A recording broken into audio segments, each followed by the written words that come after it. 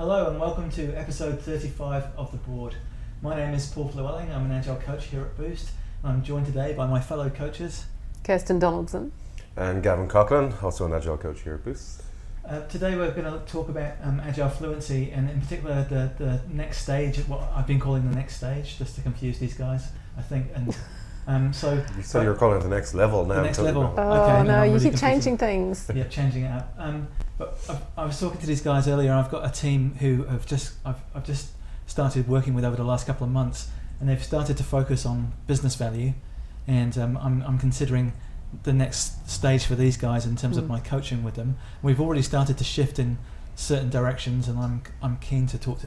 I just want to have a conversation about what you think would be good directions to move in and so on, and what your experience of working with teams. So at the moment, first of all, what do you mean you've got them focusing on value, and is that focusing on business value? That's right. Yeah. So there's been a shift from kind of traditional requirements gathering to user stories, and user stories talk in the user voice, and so really, because you've got the user voice aspect, you tend to focus more on delivering business value. You're delivering value to your end user, which ultimately is what pays your business's bills. So I'm looking at a diagram we've got up on our laptop here by Martin Fowler, called it Team's Path Through Agile Fluency. Yeah. So the start of it is building code. So that would be what your team that you're working with was doing before you started working with them, right? That's right. So now they're on focus on value. The next step there says deliver value. So the focusing on the value is concentrating on getting those requirements. That's right, and getting them defined in a way that focuses on value. Prioritised. So the key thing here is getting the product owners to. I heard a really great thing the other day, which was like if you had to know whether you're a product owner or a Scrum Master, and product owners focus on growing products, and Scrum Masters focus on growing people. Yeah. And so the product owner is what we've done in the first sort of stage is get the product owner really focused on business value. In terms of those user stories and breaking those requirements down into discrete chunks of work. Was that a difficult transition for them? It was a bit, because they were firmly in the mindset that everything was of the same priority and so on. And so we had to get them thinking about, in terms of the value they were delivering, and thinking about particularly about the personas or the people they were delivering the stories for, and who were getting them focused on the most important features or aspects of those features first. Have they created personas, or do they say, like, what's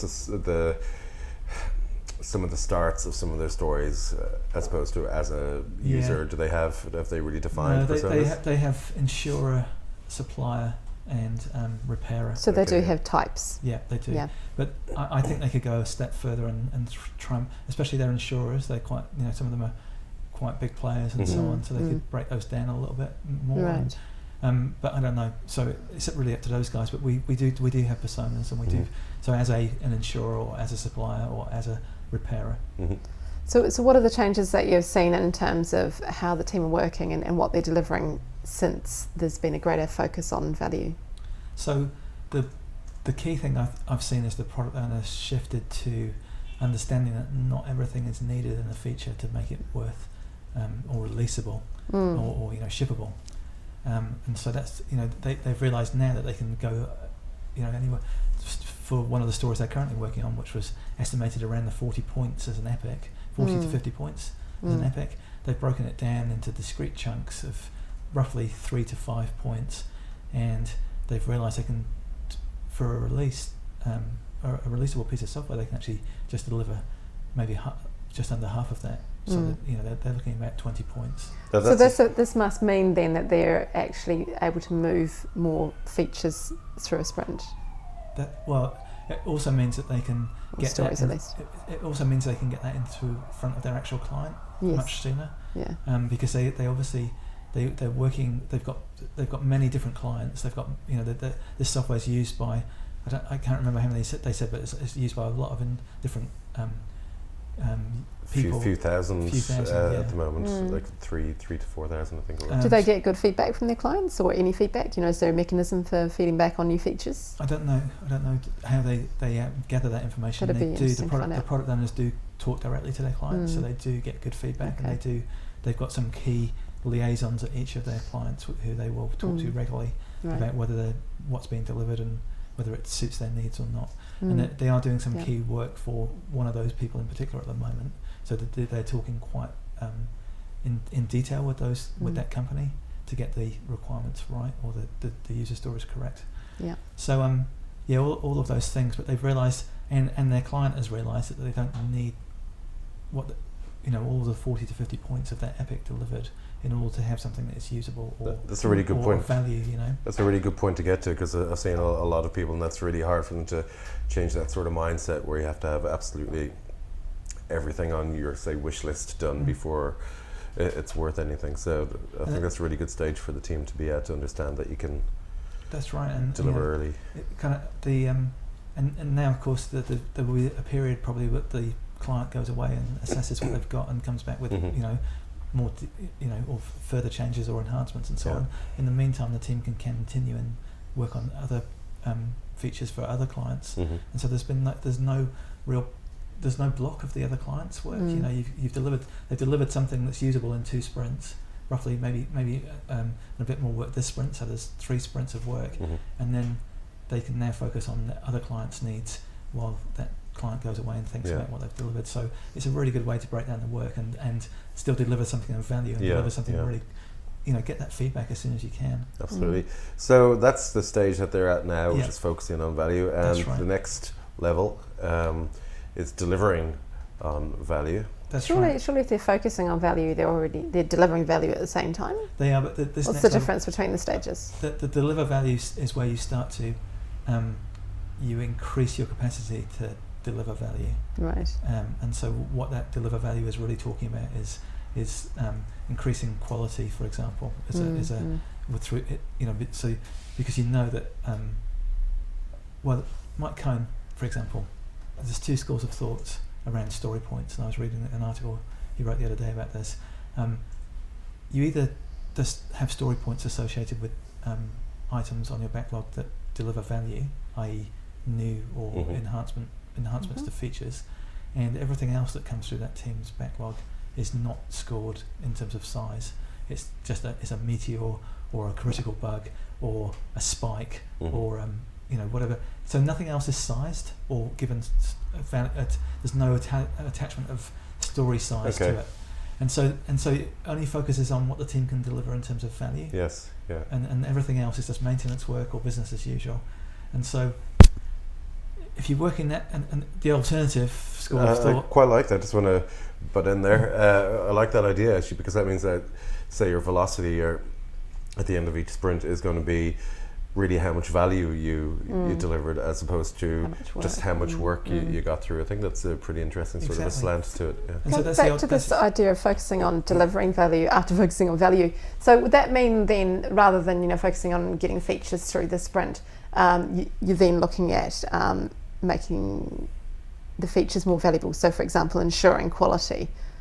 So it's not just on what you're delivering; it's the quality of what you're delivering and how you're delivering it. So, that's right. And some of the problems these guys have got, for example, is to ensure quality, they've got, and a lot of software companies do this, they have a regression test, and the regression test is so long, it's days at the moment. They're working on automation. And they do that after all of the stories are delivered, or on a story basis? They do that.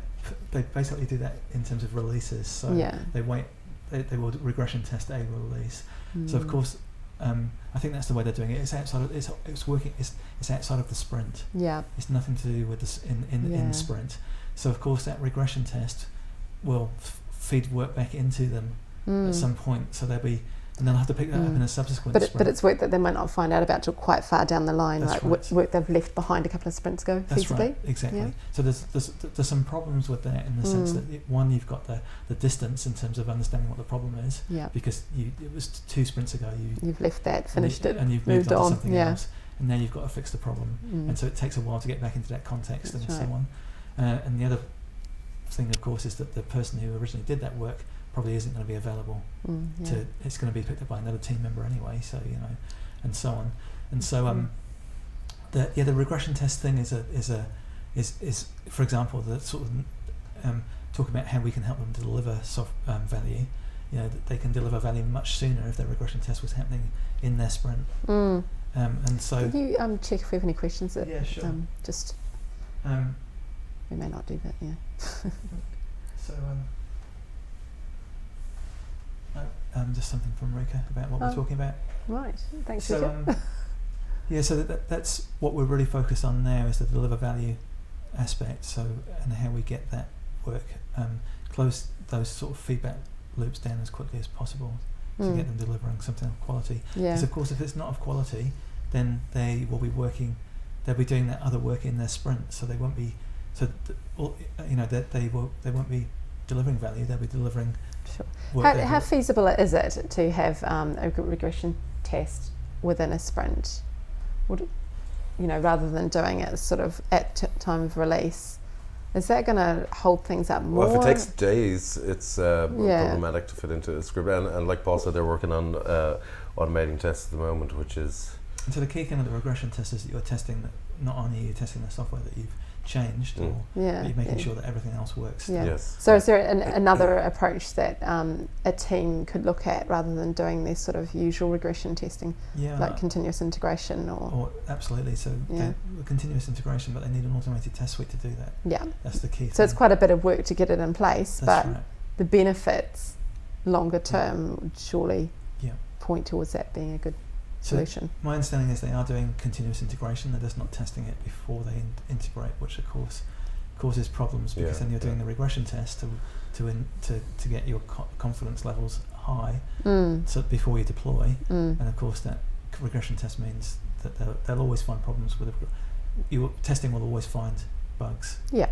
Which is one of the reasons that we, Agile practices do it as they go. So for test-driven development. So still the difference between focusing on value and delivering value. I'm still curious to know about how you make that leap, how you bring it to that next level. Yeah. I mean, how do you coach a team through that? And obviously this is something that you're thinking about at the moment. Yeah, just to go back, sorry. Yeah. Do you have any ideas about that? And just to know exactly what delivering value means as opposed to focusing on value. Well, interestingly enough, they've asked me recently about they need a consistent approach to the way they story point their work, and whether they estimate everything or whether they estimate just the stories that deliver value or just value, and they just want a consistent approach across the company. And I kind of so, like I said, the alternatives is you only estimate work that delivers value, or the other school of thought is you estimate everything that comes through your system, and so all you're doing then is the first way you're measuring the team's capacity to deliver value, the second way you're delivering the team's capacity to work. To deliver work, And so what you're never going to get from that second approach is how much value they're delivering. You'll never be able to measure how much value they're delivering. Yeah, it makes it could be opaque. Yeah, and so if you go for the first approach where you actually only estimate the stories that deliver value, then you'll have a very clear understanding. Because if a team's velocity drops, it's going to be for two reasons: one, they've stopped working, or two,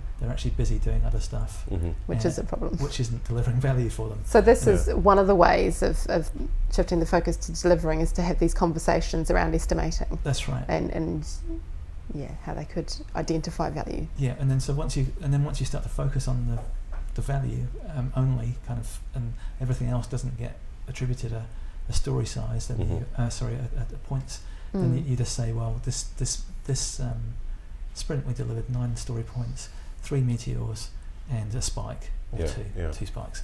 And so you're just labeling the other things. You're saying we did all of this work, but we only actually delivered 9 points of value. Okay. And you can still see, management comes along and says, well, why have we only delivered X points of value this sprint? They can still visibly see on a board, presumably, the reasons why. Yeah. So we had 4 meteors. And then so the 4 meteors, for example, if the team's under that kind of load in terms of meteors, then there's or critical bugs, then they need to work out how they can solve that going forward and stop that happening, because they really want to deliver value. Value is where the fun is, or that's the exciting part of our jobs. And I think everybody wants to deliver value. That's right. And the story points have highlighted that they aren't delivering enough value, so now they can focus on how to reduce the other things that are happening in their sprint, and how they go about that is really there's different ways of skinning cats, of course, but I would be focused on testing early and reducing the number of meteors or regression test bugs that are coming into my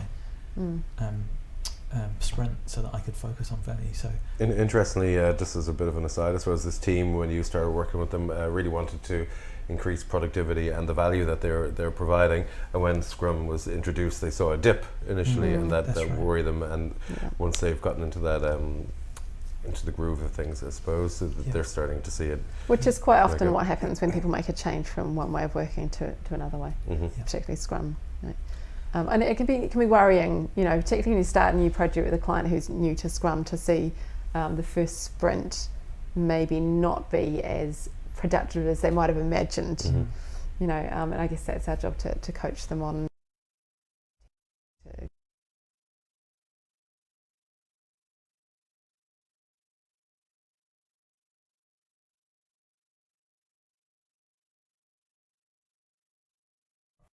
Come in from their regression tests that they have to fix, and then but interestingly enough, what they've done now is set up some what they call tech teams, and the one tech team is called the A team, and it focuses on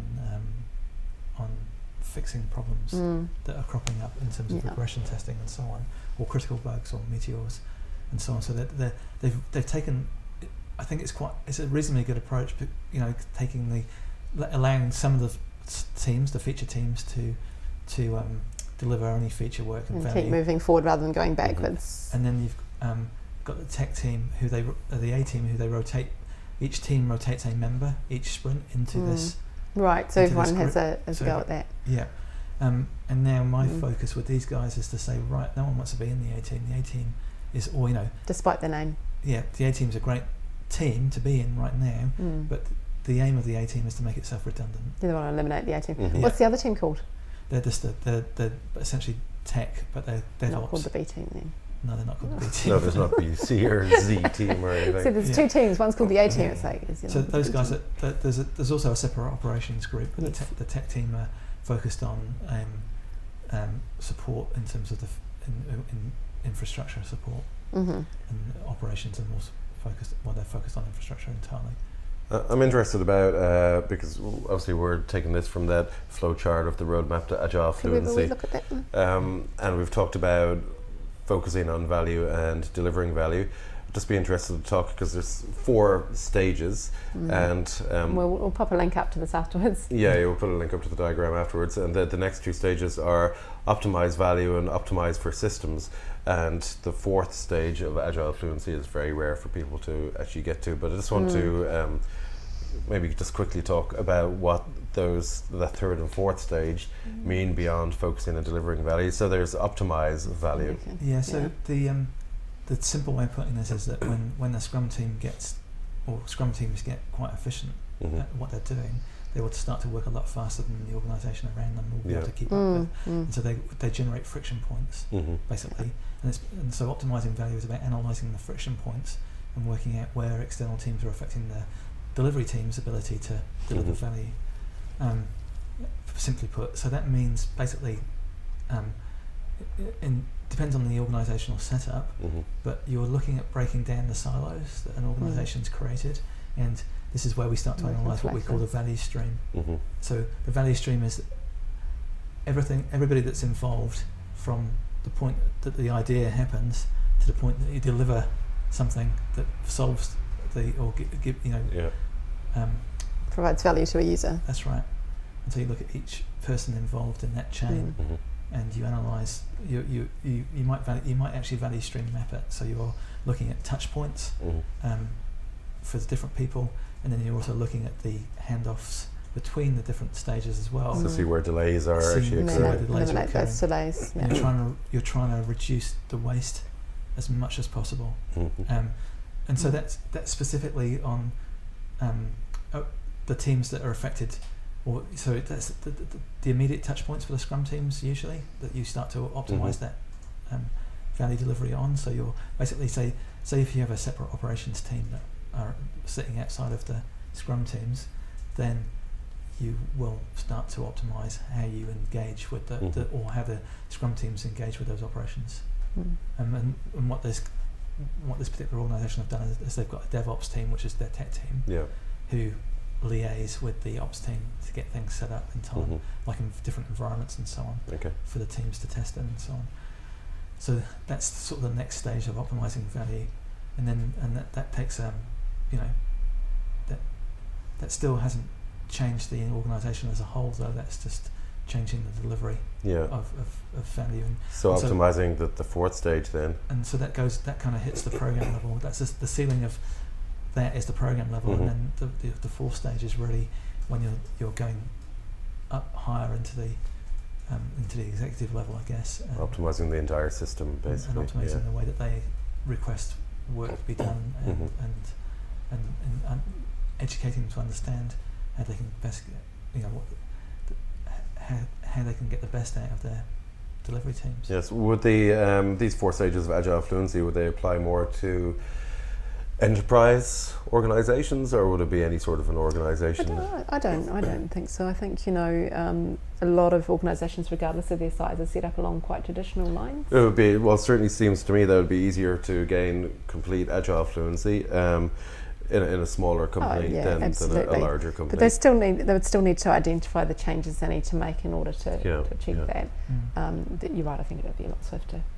It's always going to be swifter when you're sitting around together and you can just communicate by shouting across the room. Yes, right? yeah. So for example, the Scaled Agile framework, they call the third stage is where you create your Agile release train. That Agile release train is entirely focused on, it's everybody that's needed to deliver that particular product or program.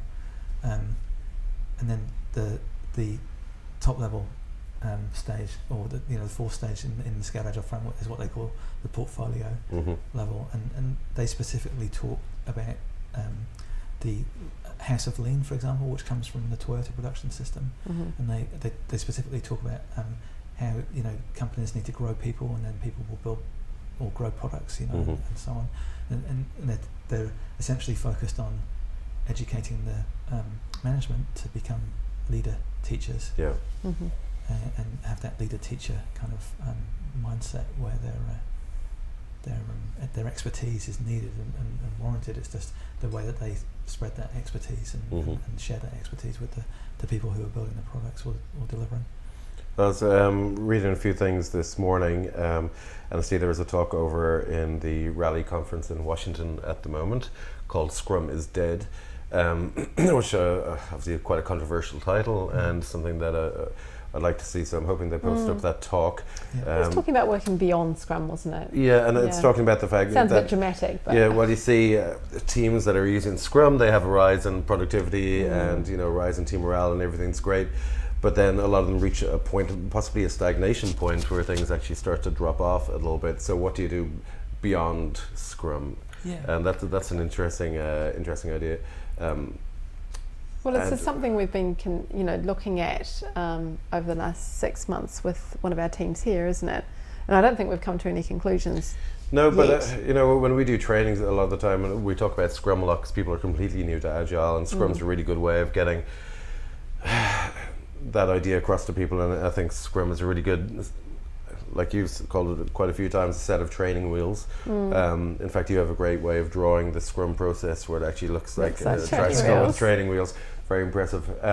Looks like Cartman riding. Yeah, that's right. A tricycle. Yeah. And Scrum is really great for that. And sometimes I think teams who want to be agile jumps into Kanban possibly too quickly because they don't fully understand, and they need a bit of a framework to help them be agile, I suppose. So that's something that we're looking into. If anybody out there has any great ideas about how to coach a team who's reached that point where they're starting to look beyond Scrum, I'd be really interested to hear that stuff. Yeah, I mean, we've been thinking here about what next. Yeah. For that particular team, other teams, newer teams, are still working with Scrum. Yeah. The advantage for me of Scrum is that it's a very set group of activities and roles that's very simple to follow. Yes. Yeah.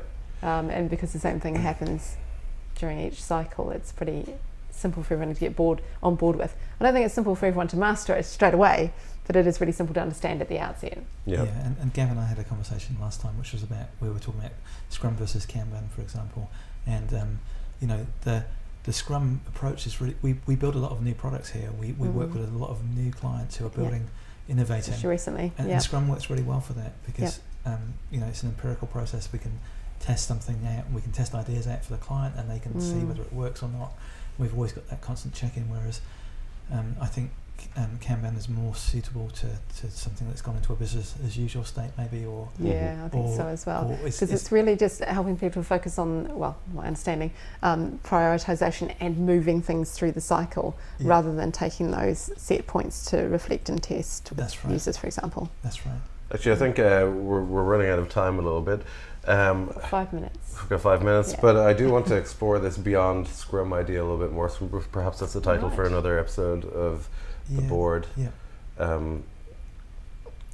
So I know a lot of organisations that it's finally got to that stage now where a lot of organisations started experimenting with Agile by having Scrum teams, and then they either created more Scrum teams or it kind of died. Yes. But usually most organisations we know of if they've experimented with a couple of Scrum teams and they're at that stage now where they are moving beyond Scrum, and it doesn't mean necessarily Scrum isn't appropriate for their teams still. It's just that you need different ways of I was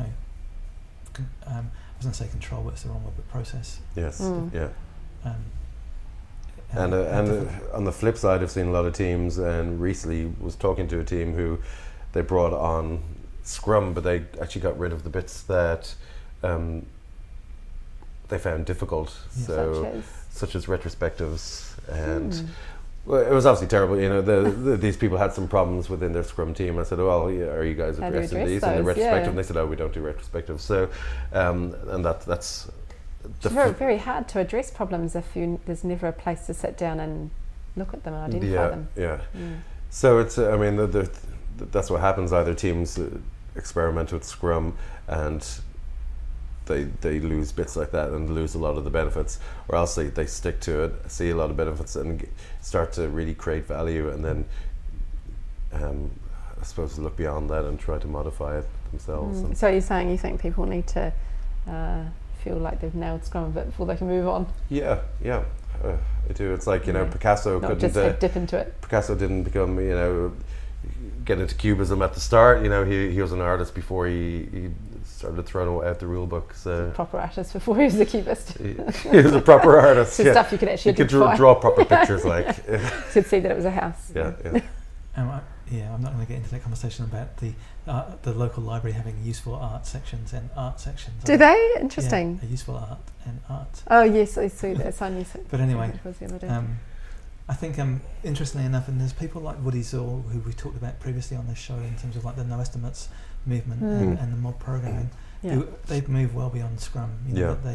They do use a Kanban type system to flow the work through this. So they're focused on flow.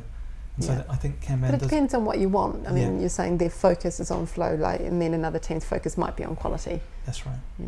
I mean, and what they found with the mob programming is they get ultra high quality because they're all everybody's involved in building. And the no estimates approach is just because they've optimized the product backlog items to flow through this. And that's controversial. We had lunch with a group of people a while back, and you mentioned the no estimates movement, and divisive, wasn't it? You got up and walked away from the table. So was he just going for passionate. He's just no, he wasn't impressed with that sort of thought, was he? No. But I guess it takes vision to break the rules like that, doesn't it? That's right. And you've got to experiment. And experimenting. It's experimenting. And I think you want to break the rules to make things better, not just break the rules because you're finding just it too hard. Yeah, absolutely. That's right. So you want to give things a go first. Yeah. Anyway, I think that's about. Yes, I think that might be us for today. Cool. So thanks for joining us. Yeah, and we'll be back in 2 weeks to talk about Beyond Scrum, maybe. If we don't change our minds. I look forward to it. Yeah.